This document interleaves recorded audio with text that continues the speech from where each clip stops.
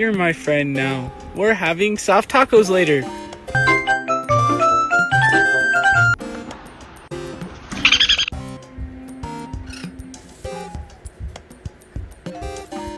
Good girl. Thank you for showing us. For those wondering what that was, that is called a feeding response, and every single bird has it. That up and down head motion actually can signal to the parents that the bird is hungry.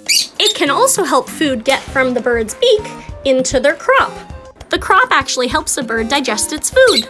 Basically, birds don't have a digestive system like us, and so they need the crop to help them break down food before it goes into their stomach.